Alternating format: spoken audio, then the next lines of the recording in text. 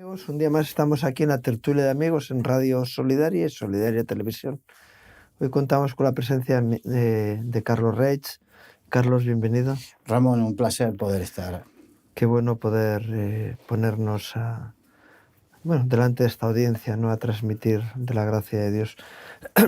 Lo hemos hablado ya anteriormente, pero me gustaría volver a tocar el tema de la oración, porque yo creo que es importante. Y aunque algunos nos hayan oído hablar de ello, creo que es importante no solamente que oigan, sino que haya una práctica real, ¿no?, en la vida de cada persona con respecto a una vida de oración.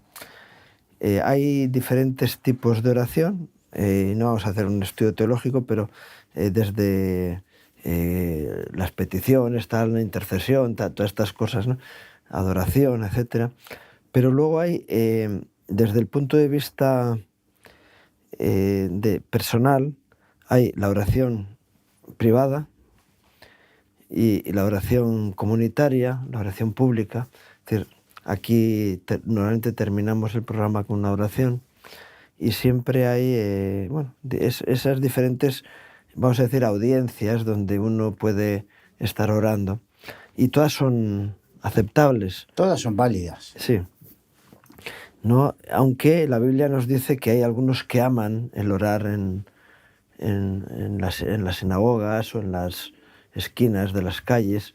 El problema está no en orar, sino para ser vistos de los hombres, ¿no? Sí, la intención. Recordemos que el Señor dice que Él juzga la intención del corazón. Entonces, sí, Él pesa los corazones. Exacto. ¿No? Entonces, pero bien decías que no es cuestión de hacer un estudio teológico, sino de motivar e inspirar a una vida de oración.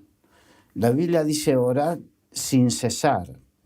Y quizás hay algunos que, por ejemplo, cuando se puso o se hizo conocido Paul Yong Gi-cho, que después se cambió el nombre por David Gi-cho, que es un pastor coreano que tiene una iglesia, la iglesia del Evangelio Completo de Joido en Corea.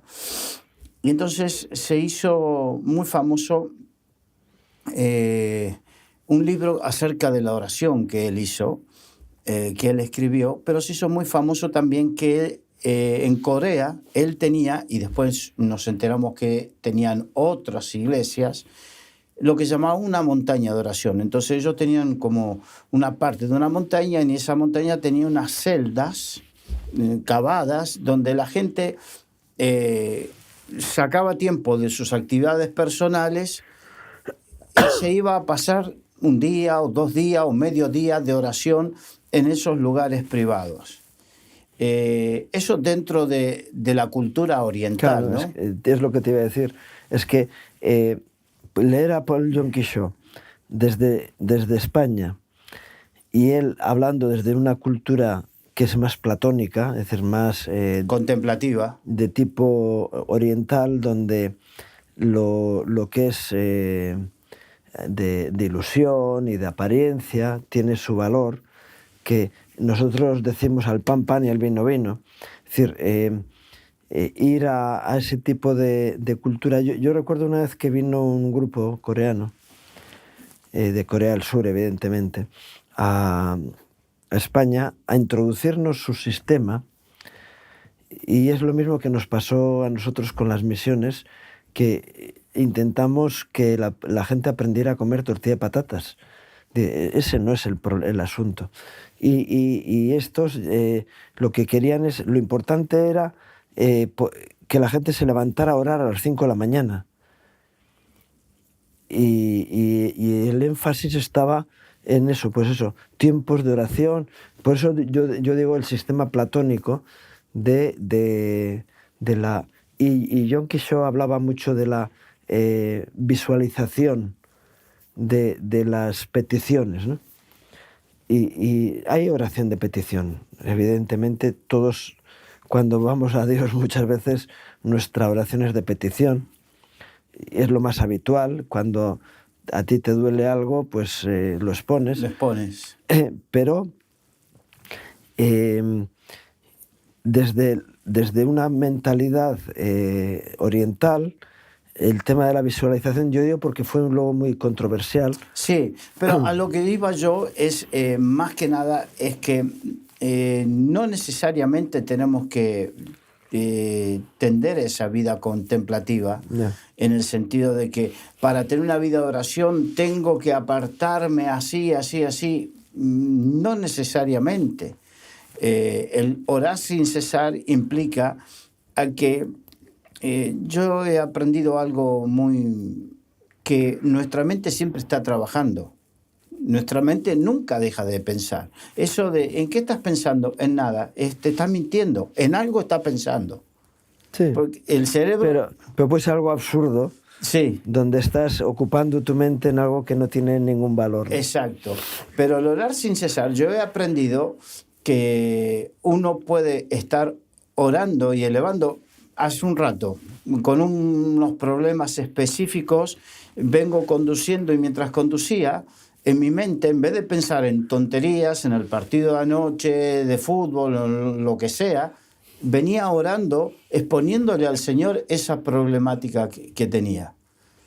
Entonces, ¿qué digo con esto? Que el orar sin cesar es algo que evidentemente, a menos que tengas un trabajo o una actividad que te exija una concentración pura y exclusiva, el 100%, es algo que se puede hacer en gran parte del día. Sí. Que se puede hacer gran parte del día. Y que, claro, para esto tenemos que lograr primero tener esa relación íntima con Dios, de saber cuando tú vas a hablar con tu esposa, no necesitas unos preámbulos extraordinarios porque has desarrollado una relación con tu esposa que no necesitas unos preámbulos. Cuando uno necesita todo eso es porque habla con alguien que no conoce y que tiene que ir como a ver hasta dónde puedo o no puedo. Entonces, cuando uno tiene una relación con Dios y desarrolla esa relación con Dios, tus momentos de peticiones generalmente se van a desarrollar. Señor, mira esta situación. Señor, te pido por tal situación, por tal persona. Lo puedes hacer en el momento. Y muchas veces, salvo que estés haciendo una actividad muy concreta que te exija el máximo de concentración, yo venía conduciendo y estaba concentrado, pero me permitió orar al Señor, expresar mi oración al Señor por esa situación. Pero es lo que decías tú, pero en esa relación matrimonial tiene que haber un tiempo de intimidad, porque la Biblia habla, está bien orar sin cesar, pero eso tiene que ser como una segunda o una tercera expresión de una realidad de vida en la que hay una intimidad previa, ¿no? Es que la Biblia nos habla, y el Señor enseñaba a sus discípulos, aparece por lo menos en los 3 evangelios que van... los sinópticos. Los sinópticos, ¿no? Que no quería utilizar una palabra tan técnica, sino que van en correlación unos con otros, donde el Señor enseña algo que es tu aposento, el lugar de tu aposento donde cierras tu puerta, y ahí habla de intimidad. Quizá no lo que decías tú de unas celdas dedicadas a así tiempo, pero el poder tener ese lugar, un aposento, es un lugar donde uno descansa, ¿no? Donde uno tiene su lugar de refugio, vamos a decir de alguna manera, y el Señor hablaba de que tu Padre que ve en lo secreto, luego te recompensa en público, ¿no? Tiene que haber un tiempo de intimidad, de relación personal con Dios, ¿no? Esa es la base. Por eso es la base. Entonces, cuando tú edificas sin base, estás edificando en el aire. Son castillos en el aire, es lo que yo hablaba antes del platonismo, ¿no? Todo en el aire, muy bonito, pero luego no hay sustancia, no hay donde agarrarse, ¿no? Qué importante es poder cultivar tiempos de relación personal con Dios. La religión normalmente no enseña esto. La religión enseña a activismo, a actividades, a cultismo, ¿no? A hacer cultos, a tener lugares de reunión con otros, que todo eso es válido, pero es secundario. Lo principal, Jesús oraba en el huerto del Getsemaní, el Señor Jesús: Padre, que te conozcan a ti, al único Dios verdadero, y a Jesucristo al que tú has enviado. El propósito del ministerio de Jesús en la tierra era que la gente conociera de forma personal, y sin embargo la religión lo que nos lleva es a poner un intermediario. Maestros tendrá la Santa Madre Iglesia que te sabrán enseñar, y gracias a Dios por los maestros, pero si no te conducen a una relación personal con Dios, todo lo demás es un aparato, ¿no? No, tenemos que entender que la palabra conocimiento en la Biblia se refiere también al conocimiento íntimo, a la intimidad. Cuando dice, y conoció Abraham a su esposa Sara y concibió. ¿Qué estaba hablando? Sí, de relación íntima. De una relación íntima. Y entonces, cada uno de nosotros tiene que aprender a desarrollar, y verdaderamente el culto, la enseñanza de los maestros y todo eso, lo que tiene que... precisamente lo hablaba antes de ayer en la escuela de discipulado, hablaba que lo importante no es que tú te sientas que lo que yo te estoy enseñando... ¡Uy, qué conocimiento impresionante! El mayor valor es que eso te lleve a Dios, a conocer a Dios, no a exaltar al maestro. Claro. Te lleva a conocer a Dios. Y el tema de los cultos y las oraciones y todo lo que tenga que ver en forma congregacional tiene que servir para despertar, motivar y despertar en cada uno de nosotros el deseo de amar a Dios, el deseo de buscarle con intensidad. Y el Señor dice, me buscaréis y me hallaréis, porque me buscaréis de todo vuestro corazón. Es tremendo enseñanza del Señor también, que habla del tiempo final o del tiempo final de la vida de alguien, cuando tienes que presentarte delante del Señor, ¿no? Y está escrito, dice la palabra, para el hombre que muera y después de esto el juicio, ¿no? Y el Señor en parábolas enseñaba esto cuando alguien se presenta delante de la puerta del padre de familia y toca la puerta y dice, ábrenos, Señor. Y la respuesta del padre de familia es, no sé quiénes sois, nunca os conocí. Es decir, ¿cómo no va a conocer Dios a todo el mundo si Él es omnisciente? Dice, no, está hablando de ¿a qué vienes a mí ahora? Cuando nunca tuvimos una relación. Cuando no hemos tenido una intimidad, ¿no? Y lo que Dios nos está llevando es a buscar ese tiempo de intimidad con Él. Evidentemente, el que mantiene un tiempo de intimidad con Dios va a vivir en el Espíritu y va a poder tener una correlación con otros que viven igualmente en esa comunión con Dios. Juan dice,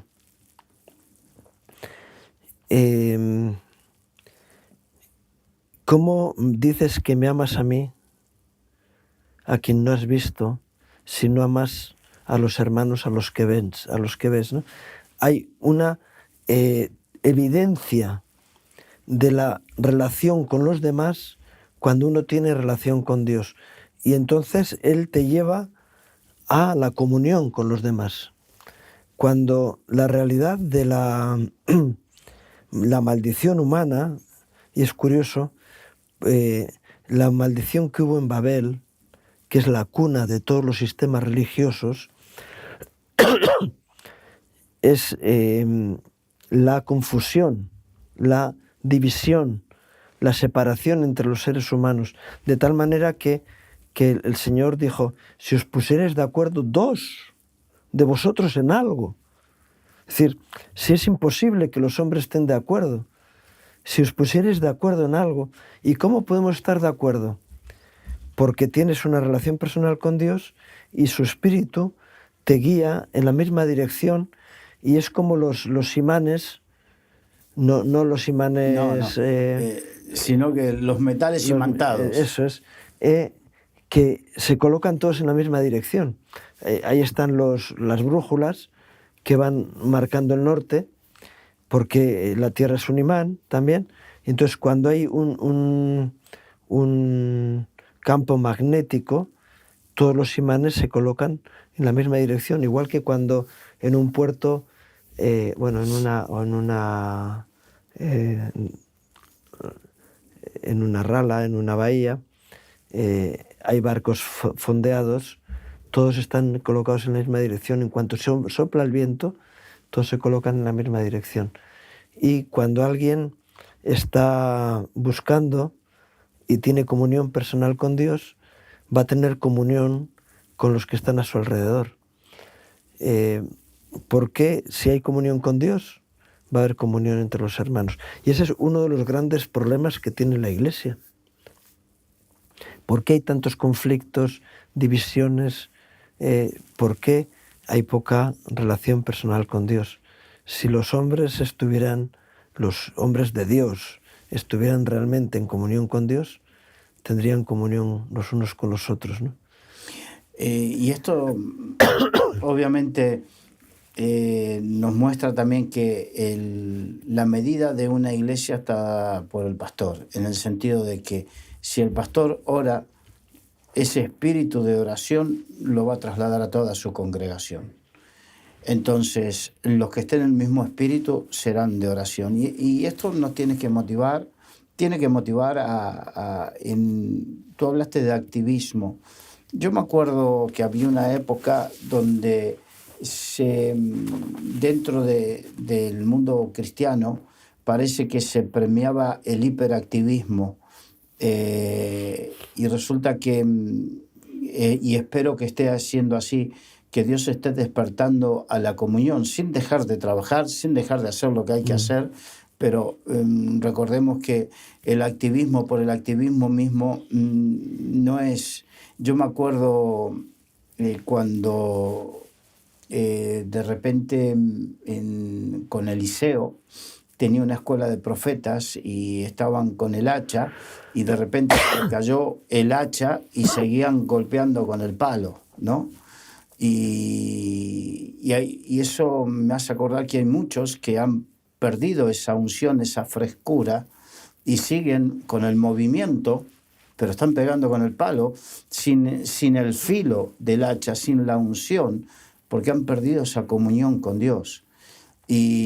Porque su unción venía de la relación con la autoridad y no de la relación con Dios, ¿no? Exacto. Hasta que fueron a Eliseo, y Eliseo, fíjate que lo que le dijo, llévame al lugar donde se cayó el hacha. Y ahí le hizo flotar, pero tuvo que ir al lugar. Entonces, y si alguno ha perdido eso, tiene que ir al lugar que ha dejado de ir, donde se le perdió. La carta a los Efesios en Apocalipsis dice, mira a ver de dónde has caído y vuelve a ese lugar. Claro. Para retomar el camino que llevabas, que te llevó a la bendición. Y mira a ver de dónde has caído, cuándo te apartaste. Y la forma de apartarse es vivir de recuerdos, de oídas, y no de la revelación personal que Dios quiere traer a cada uno, ¿no? Sí, y entonces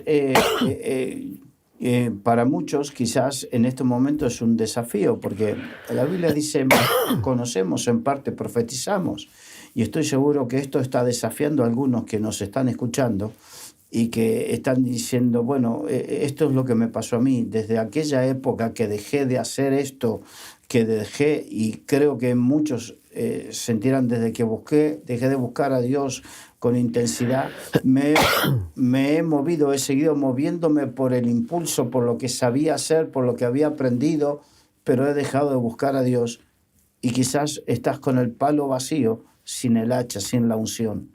Y entonces Dios está hablando de volver al lugar donde uno no tendría que haber salido, que es de la intimidad con Dios, ¿no? De ese primer amor. Que es el primer amor. Y que el primer amor, volvemos al tema o al ejemplo del matrimonio. El que en el primer amor un matrimonio quiere estar junto, anhela y desea. No es normal decir que amamos a Dios y no querer tener intimidad con Dios.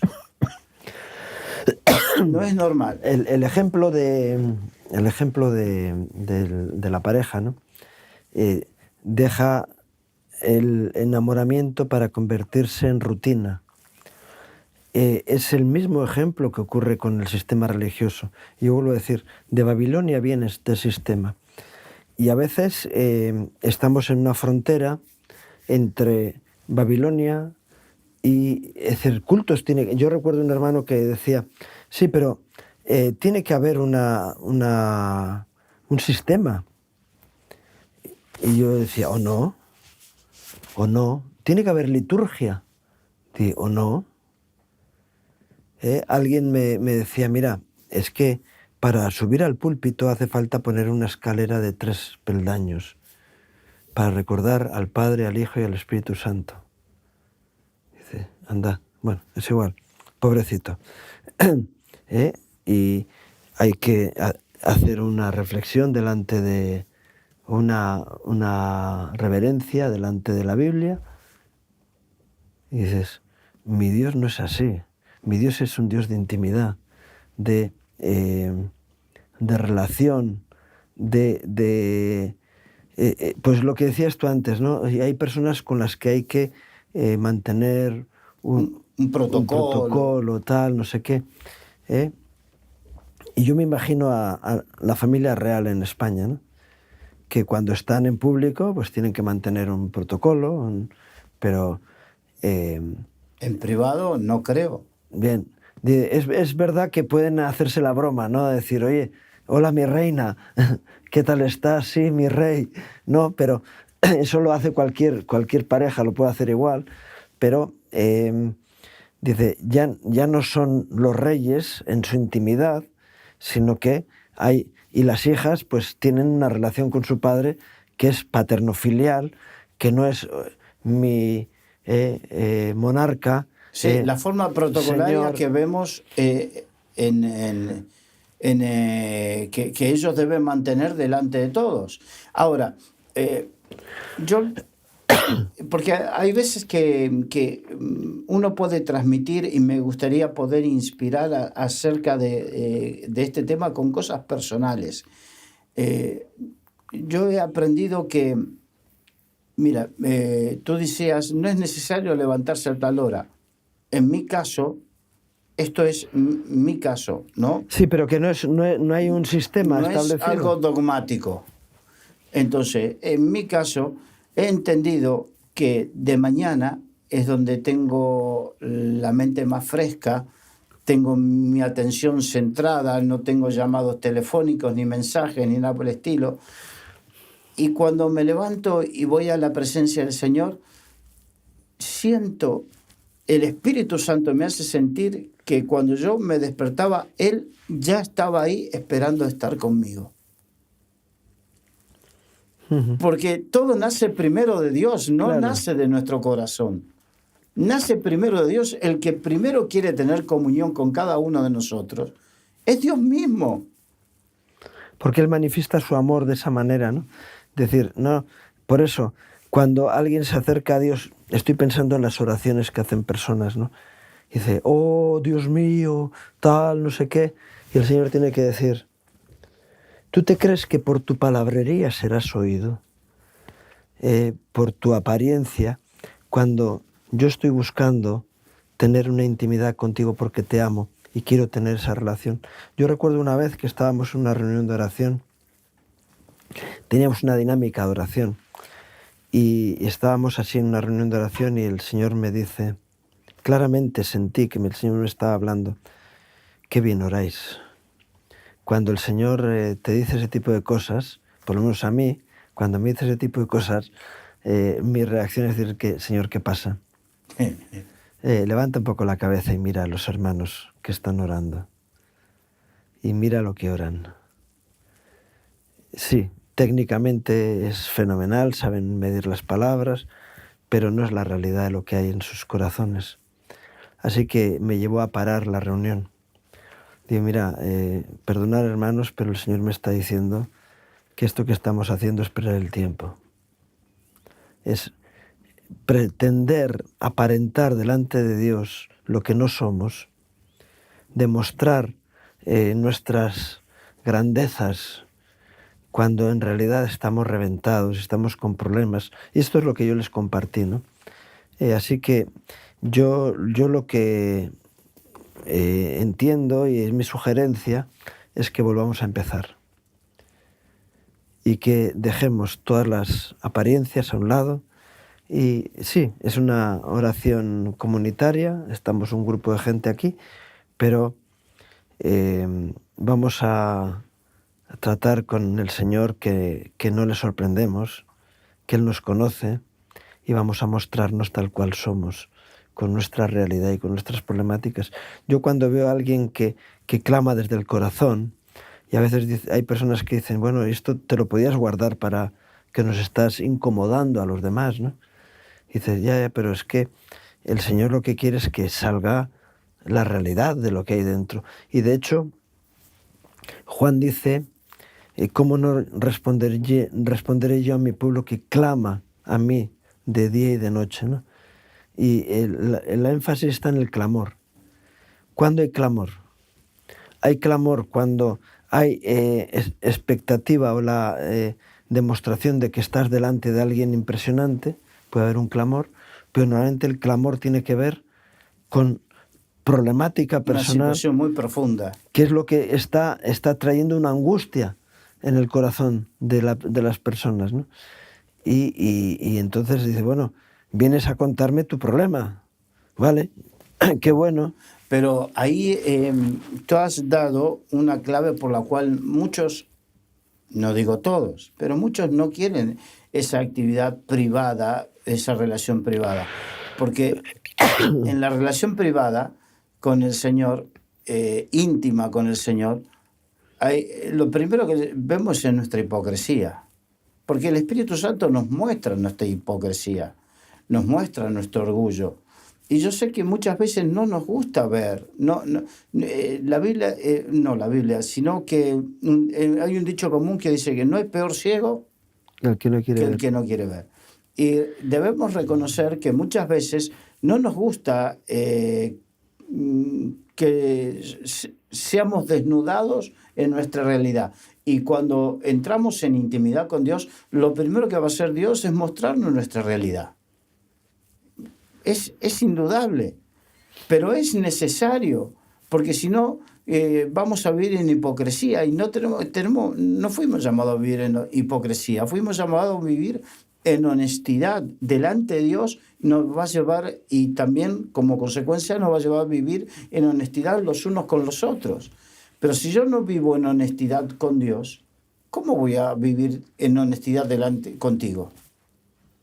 Entonces, pero para vivir en esa honestidad, tengo que aceptar exponerme a la presencia de Dios, a los ojos de Dios, y que los ojos de Dios me hagan sentir que Él está viendo lo que tú no ves dentro mío. Sí, ¿quién me librará de mis pecados ocultos, ¿no? Exacto. Es curioso porque cuando habla de esos pecados ocultos, normalmente se enseña a aquellos que uno no es consciente de lo que hace mal. Dice, no, el espíritu del hombre conoce al hombre. Es decir, tú te conoces. Otra cosa es que te quieras engañar. Los pecados ocultos son aquellos que uno esconde. ¿Quién me librará de mis pecados ocultos? Es el clamor del salmista diciendo, Señor, soy cobarde para sacar a luz mi intimidad, entonces necesito tu ayuda para ser transparente. Los pecados ocultos son esos que uno guarda y esconde en su intimidad personal y hace que uno viva en hipocresía frente a uno mismo. Es decir, te engañas a ti mismo. ¿Cómo no vas a engañar a Dios?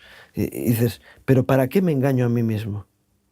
Y hay muchas personas que dicen, bueno, yo es que sé que no puedo comer esto porque me hace daño, pero es que me gusta. Y entonces me escondo y hago esto a escondidas. Y dices, ¿y para qué? Si va a salir a la luz, si se va a demostrar, tu salud va a empeorar porque haces esto. Eso, pongo un ejemplo muy sencillo, ¿no? Oye, ese caramelo que te guardas el papel y luego lo tiras en la basura para que nadie lo vea. Y bueno, eres tú responsable de tu propia vida. Y con Dios hacemos lo mismo. Y el Señor, pero...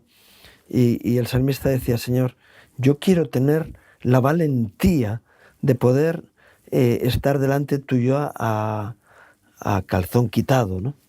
Adán, según hablabas, yo estaba pensando que Adán caminaba desnudo delante del Señor y andaba desnudo delante de su mujer y no se avergonzaban, no solo físicamente, sino que vivían en una relación de transparencia.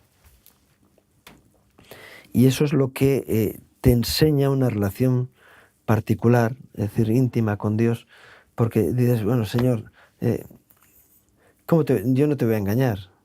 Sí, pero el Señor te dice, pero yo tengo que esperar a que seas tú el que intimes conmigo, porque yo no voy a entrar en esos lugares ocultos que tú no quieres abrir. Pero en la medida en que rompemos barreras y saltamos esos muros de esos cuartos oscuros, esos lugares ocultos, en la medida en que vamos limpiando eso en nuestras vidas, vamos a tener una potencia mayor, porque va a haber claridad en nosotros y el Espíritu Santo se va a poder mover con libertad. Y realmente ese es el gran conflicto que Dios tiene con nosotros. Y la única forma de solucionarlo es la intimidad con Él. La Iglesia Católica, y el cristianismo histórico, lo que creó son los sacramentos. A mí me llamó la atención alguien que decía, después de la Reforma, la Iglesia evangélica o protestante, de los, creo que son 9 sacramentos, se quedó con 3. Digo, no hay ni 3, ni 1, ni ninguno. No hay ninguna acción humana que santifica. Y un sacramento es algo que tú haces de forma personal para ser santo. La única forma de ser santificado es en una relación con el Espíritu Santo que te va a traer santidad. Y cuando dice la palabra, tanto en el Antiguo Testamento como en el Nuevo, ser santos, porque yo soy santo, esa es la incongruencia humana. Decir, pero ¿cómo voy a ser yo santo? Solo tú me puedes santificar. Claro, pero el reto es que seas santo. El camino es a través de una relación personal conmigo. Y esa es la sublimación de la oración. Decir, Señor, es que suelo decir, ¿no? Hay canciones que cantamos. Mejor es un día en la casa de Dios. Eso lo canta una iglesia, una denominación que se llama la Casa de Dios. Y entonces trae confusión. Así que el lugar de la santificación es la iglesia. Dios, no, perdona. El lugar de la santificación es la relación íntima con Dios. La iglesia es el lugar donde uno lleva la edificación recibida de Dios para transmitírsela a los demás. Sí, pero entonces si cada uno tiene una relación con Dios, ¿qué edificación? Sí, porque Dios a ti te revela algo, a otro otra cosa, y sumas en la comunión los unos con los otros. Pero tu santificación personal va a estar en la intimidad con Dios. Hay personas que dicen, no, hacemos llamados en la iglesia y los pastores oran por la gente. Sí, que no está mal. No está mal. Pero no está mal pero para es secundario. las personas nuevas. Y es secundario. Cuando las personas dependen... yo recuerdo en una congregación que estuve pastoreando que cada domingo salían a recibir oración como 150 personas. Andábamos congregándonos 450, 500, es decir, un tercio de la iglesia salía cada domingo a recibir ministración.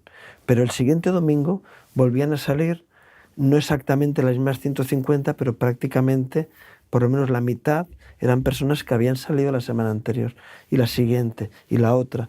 Y yo me cansé, dije, no puede ser, porque no sirve de nada mi oración por ti, porque el problema es que tú tienes que ponerte delante de Dios. Entonces dijimos, bueno, los pastores vamos a estar aquí, el que necesite una oración, de 1000 amores oraremos por ti, pero no vamos a hacer llamado, porque no sirve de nada. No sirve de nada, porque la semana siguiente vienes igual con el mismo problema. Entonces, ¿de qué sirve la administración pastoral que tiene una caducidad de una semana? Claro, pero eso es lo que yo decía, que la administración grupal tiene que tener la inspiración, la motivación de que cada uno quiera desarrollar esa relación personal con Dios. Es la única manera de crecer. Claro. Es la única manera donde verdaderamente crece. ¿Por qué? Porque también, convengamos, cuando la Biblia dice que el que no tiene amor es como metal que resuena y címbalo que retiñe. Yo aprendí esto, y no creo que sea una herejía. De la misma manera que aquel que no disfruta del amor de Dios en su intimidad, cuando va a ministrar en público, sea presentando, sea predicando, enseñando, o sea ministrando en la música, en la alabanza, va a ser como metal que resuena o címbalo que retiñe. Hay una diferencia.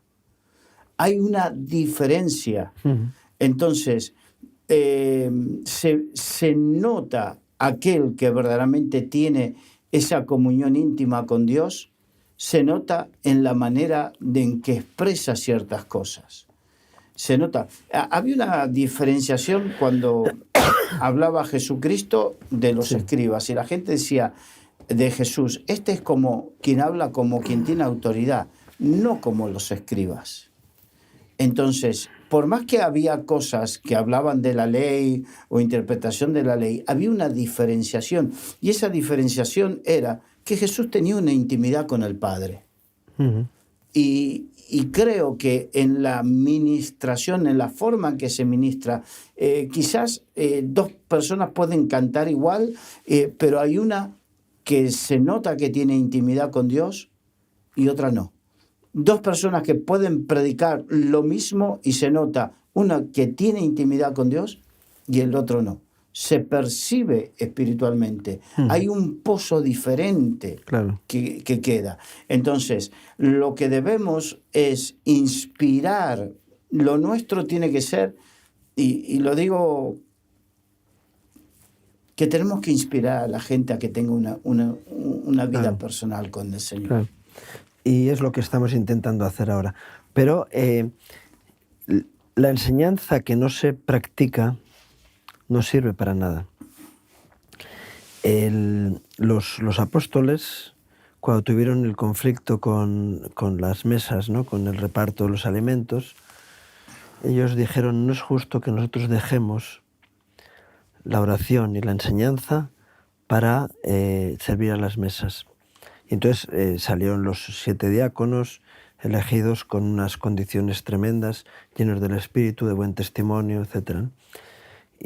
Pero ellos decían, mira, la base fundamental del funcionamiento de la Iglesia es que nosotros estemos manteniendo una relación personal con Dios.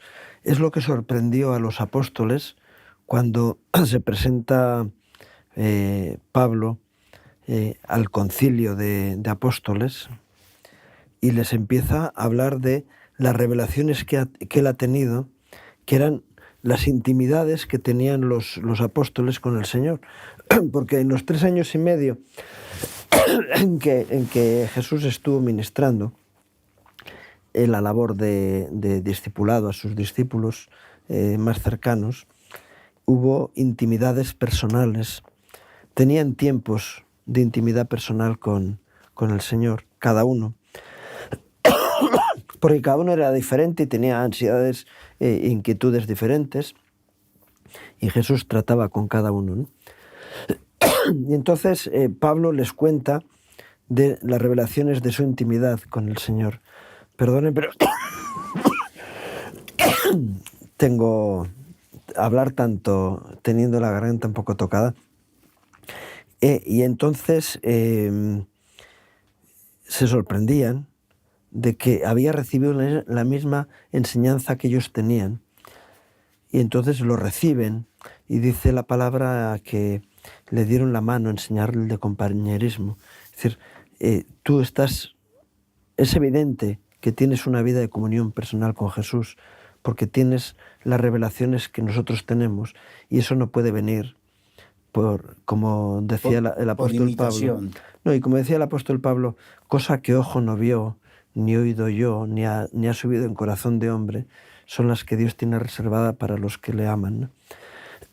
De tal manera que ocurren ese tipo de cosas y hay un discernimiento espiritual que te hace ver que detrás hay sustrato, que no hay hueco, que no hay vacío, que no se está transmitiendo una enseñanza aprendida, sino una enseñanza recibida, que está generando cuerpo en la persona que lo hace, ¿no? Entonces, yo hablaba de enseñanza y práctica. De nada nos sirve que nosotros estemos animando si las personas no toman decisiones en su vida. Y tiene que haber un sacrificio. Yo sé que hay personas que dicen, no me da tiempo a hacer todo lo que tengo que hacer, porque estamos encarcelados en un tiempo. Alguien una vez me dijo que teníamos que tener 36 horas. Digo, mira, ni se te ocurra pedirle al Señor eso. No. Que 24 ya son bastantes. Ya alcanza. Lo que pasa es que tú dijiste un sacrificio.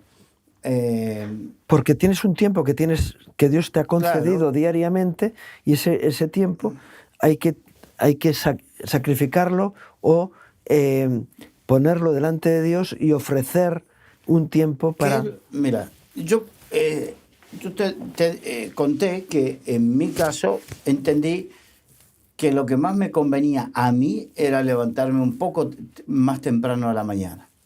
Entonces me levanto más temprano a la mañana para tener mi relación con el Señor, pero claro, uno necesita dormir cierta cantidad de horas, porque si no, cada uno, hay gente que necesita dormir 8 horas porque si no, no es persona, y otros con 5 o 6 horas le alcanza. Cada uno lo sabe.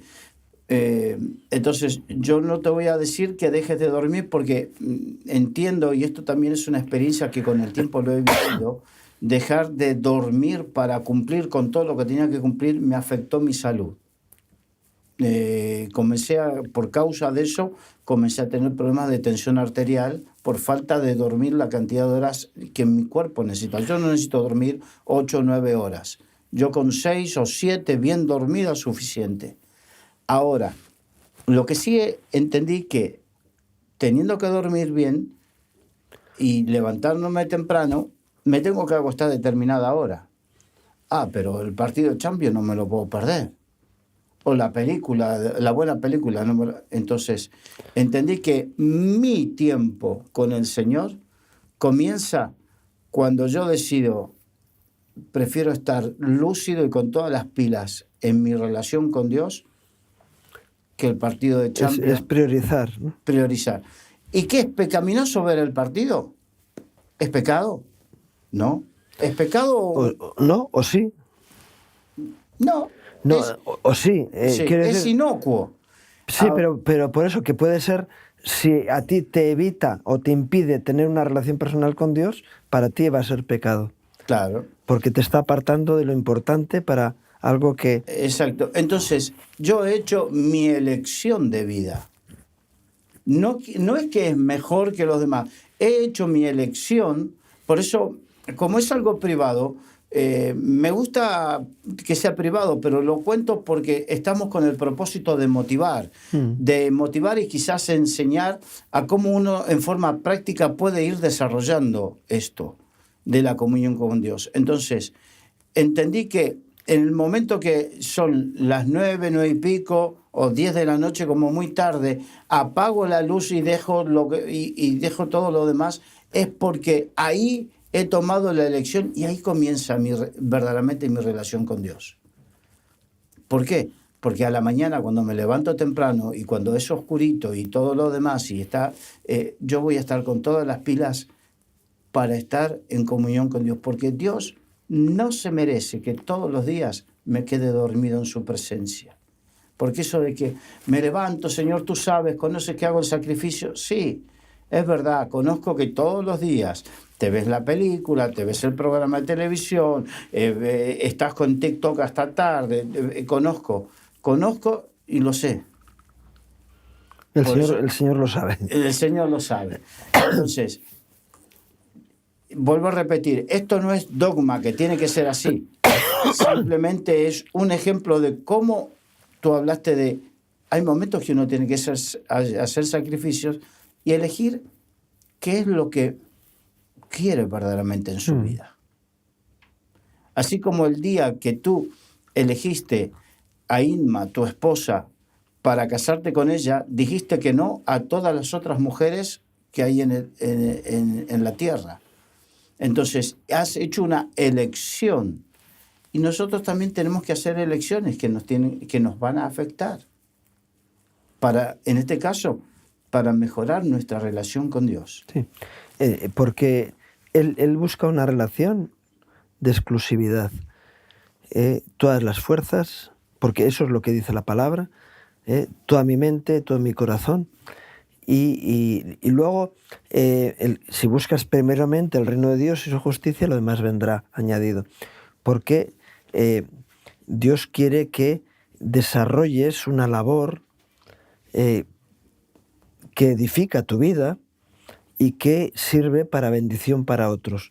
Pero es fundamental en empezar por lo primero. Y antes hablábamos del primer amor, ¿no? Y tantas veces me he encontrado con personas que dicen, un recién convertido, este siempre ha descubierto ahora lo que yo conozco hace muchos años, y ya se le pasará el entusiasmo. Y el cristiano viejo que dice eso no se da cuenta que está viviendo en tibieza, y que la tibieza es la posición anterior a la pérdida absoluta de la fe, a un icabod personal, porque uno se queda con la estructura externa, pero interiormente está vacío. Y dices, yo quiero mantener, igual que en mi relación matrimonial, quiero mantener ese fuego del tiempo, del noviazgo, del tiempo inicial, que se mantenga en mi vida. Igual en mi relación con Dios, no quiero entrar en la rutina, sino vivir en el entusiasmo, decir, Señor, es que no hay nadie comparable a ti. Para mi vida ha sido el mejor negocio. Hace poco a una pareja que se casó, les dije, estáis haciendo un buen negocio, porque sois una bendición los dos y os vais a bendecir mutuamente. O en otros casos no lo digo. Sí.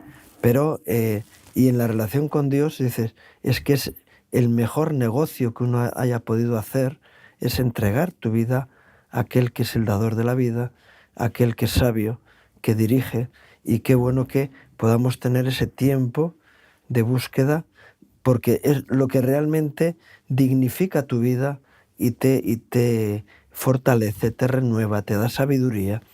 Podemos estar horas diciendo los beneficios, como el salmista, ¿no?, que le decía a su alma, alma, regocíjate, porque no son los muchos bienes que tienes, sino cuáles son los beneficios que supone estar en la presencia de Dios. Muchos son los beneficios que tienes. Él es quien perdona tus pecados, quien levanta del hoyo tu vida, quien te corona de bienes, de bendiciones. Y por eso le decía, bendice, alma mía, al Señor, y no te olvides de todos los beneficios que estás teniendo. Dice, qué bueno es estar en comunión con el Señor. Y por eso animar a empezar, a buscar, a tener tiempos. Yo hace poco en una iglesia en la que estuve, les dije, buscar un lugar de intimidad con Dios. No sé cuánto tiempo vas a poder, porque es de gracia también. El poder estar 3 minutos con el Señor es gracia. El poder estar 5 minutos es gracia. El poder estar 1 hora. No habéis podido estar conmigo orando 1 hora, les dijo a sus discípulos del círculo más íntimo. No habéis podido estar 1 hora conmigo en este día crucial, sino que os habéis dormido. Qué bueno que podamos tener esos tiempos de relación con Dios, ¿no? Y qué bueno que se puedan, administrar los tiempos que tenemos para poder estar en esa comunión personal con Dios. Antes de terminar, porque se nos acaba el tiempo, recordar que el día 28, por lo menos aquí en Madrid, en Alcalá de Henares, vamos a tener un encuentro. Yo sé que en algún otro lugar también lo practican, pero un tiempo de una oración pública en la Plaza Cervantes, Dios mediante a la gracia de Dios y a la autoridad correspondiente que nos dé en ese lugar. Si no, suele haber una alternativa, pero si podemos estar ahí en ese sitio, vamos a estar 18 horas, domingo 28 de diciembre, en Plaza Cervantes, por la gracia de Dios. Invitar a todo el que quiera venir, que pueda estar con nosotros. Terminamos la tertulia con una oración. Por favor, Carlos, si puedes dirigirnos en ella. Señor, gracias por este tiempo y como expresamos, que esto sea de inspiración para que tu pueblo Aleluya, oh Santo vuelva Dios. a tu altar, Señor, a tu presencia. Gloria, gloria a ti, Señor. Que los corazones, Señor, que aquellos que se sintieron identificados con ese que perdió el filo del hacha, Señor, que pueda en estos momentos recordar por tu Espíritu Santo dónde fue que perdió esa unción, esa frescura, Señor, para volver allí. Y tú estás hablando, Señor, a gente que ministra, Señor, que había perdido ese filo, Señor, para volver al primer amor y a las primeras obras. Oh, Señor. Señor, que esto sea de motivación, de inspiración, Señor, para recuperar. Que muchos, Señor, tendrán que empezar a ministrar, que verdaderamente no crecerán y no habrá discípulos que crezcan si no se les enseña a tener una comunión íntima contigo, Señor. Señor, que seas tú llamando, Señor, como llamabas, Señor, al pequeño Jeremías, Señor, como lo llamaste. Que así, Señor, has llamado a muchos, Señor, y que sea despierto el oído espiritual de muchos, sí, para aprender a ir a tu presencia, Señor. Gloria, gloria a ti, Señor. Te lo pedimos en el nombre de Jesús. Amén. Amén. Y qué bueno que haya una realidad práctica en las vidas de aquellos que nos ven y nos escuchan. Gracias, Carlos, por tu tiempo, por tus reflexiones y por tu enseñanza. Y gracias a ustedes por acompañarnos en este programa, deseándoles un día más que Dios traiga gracia y bendición a sus vidas, sus familias, sus trabajos. Que Dios les bendiga.